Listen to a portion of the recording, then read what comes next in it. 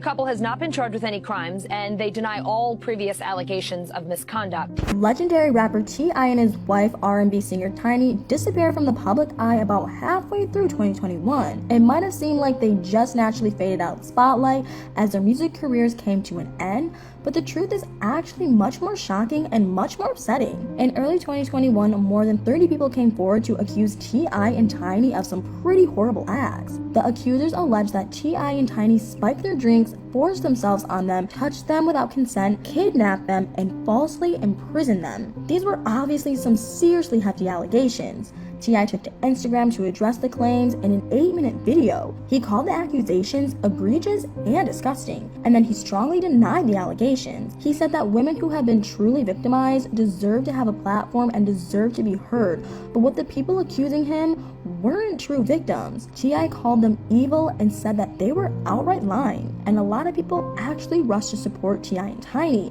with thousands of commenters saying that they believe T.I.'s denial of the accusations and sending their love to the couple. Regardless, 2 criminal investigations into T.I. and Tiny were open, one in Los Angeles and one in Las Vegas. The investigation in LA centered around one of the accusations, an event that allegedly occurred in 2005. The woman who accused T.I. and Tiny chose to remain anonymous to protect her family. She said that she met T.I. and Tiny in a nightclub in LA. According to the anonymous woman, Tiny offered her a spiked drink that left her incapacitated. T.I. and Tiny then allegedly took her up to their hotel room where they forced themselves on her. The investigation in Las Vegas centered around an accusation by Rachel Jenks. Rachel claimed that she met T.I. and Tiny in Las Vegas in 2010, where she was similarly given some substance and then was frowned upon by T.I. and Tiny. Rachel said that she was then transported to LA, where the horrific acts continued. T.I. and Tiny's lawyers responded to the investigation, saying that the accusers were trying to manipulate the press and misuse the justice system.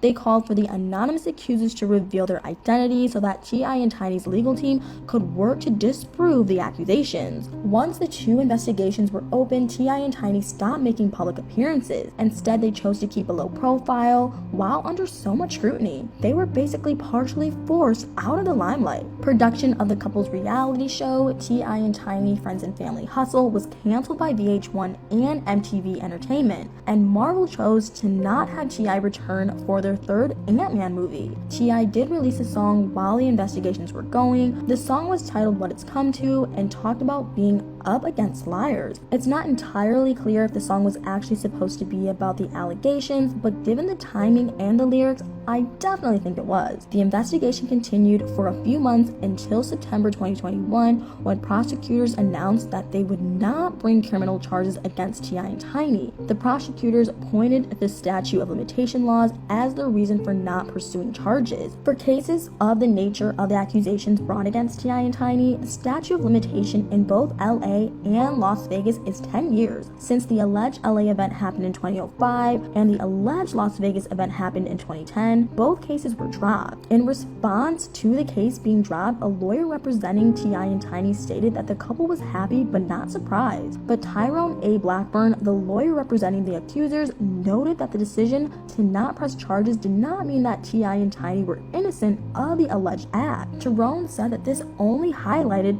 that the statute of limitation laws should be changed. Following the case being dropped, T.I. and Tiny remained out of the spotlight for a while. They basically didn't make any public appearances for the rest of 2021, which honestly wasn't all that surprising. They were accused of some horrible things, and it must have been tough to face the public afterward, but they finally started to reappear in early 2022, and you'll never believe what they were doing when they made their comeback. When they were finally seen again, it had nothing to do with music. Rather, T.I. decided to try his hand at stand-up comedy. One of his first appearances was in February at Shaquille O'Neal's All-Star Comedy Jam at the Microsoft Theater in LA. After the show, T.I. and Tiny were seen outside the Nice Guy, an Italian restaurant in West Hollywood, talking with some fans. At first, people didn't believe that T.I. was serious about trying to break into the stand-up game. They thought his early performances were just for fun and that he would be done with it soon enough. But T.I. persisted. First, people started to realize he was serious about making a career out of comedy when he performed at the Laugh Factory in LA. Now, a year after he started, T.I. is still doing stand-up performances. He celebrated his 1-year comedy anniversary on January 11th in Atlanta. The year has been full of ups and downs. T.I. was booed at his first paid gig. The New York City crowd apparently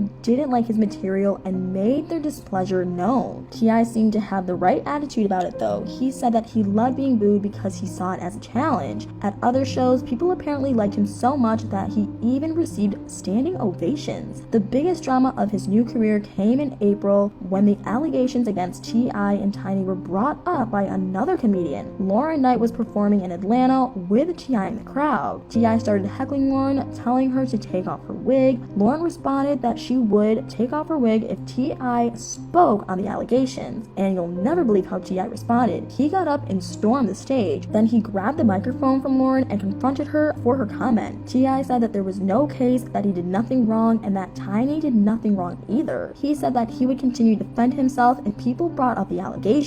Lauren defended her right to respond to T.I.'s heckling, but she went on to say that despite her comment, she believed T.I. and Tiny were innocent. But honestly, maybe T.I. should have stayed out of the limelight if he didn't want to hear people comment on the allegations. In addition to his budding comedy career, T.I. made a few other public appearances in 2022 and the beginning of 2023. He performed a few concerts over the summer. One was in Stamford, Connecticut, and another was at the Colorado State Fair. He performed with his son Damani, who was also a rapper, at halftime of an Atlanta Hawks game. T.I. and Tiny also gave back to the Atlanta community in November, handing out over 1,000 turkeys as part of a Thanksgiving giveaway, and then again gave back to the community in December, handing out Christmas gifts to families in need. T.I. was also seen in early January at the 2023 Golden Globes, chatting with A$AP Rocky at the bar and tipping the bartender generously. T.I. is set to join Rick Ross, Gucci Mane, 2 Chainz, and more in the Legends of the Street tour in February and March, and he will also appear in an upcoming horror film, Fear. So T.I. and Tiny, T.I. especially, started to make their way back into the public eye throughout 2022 and seem to have plans to remain there in 2023.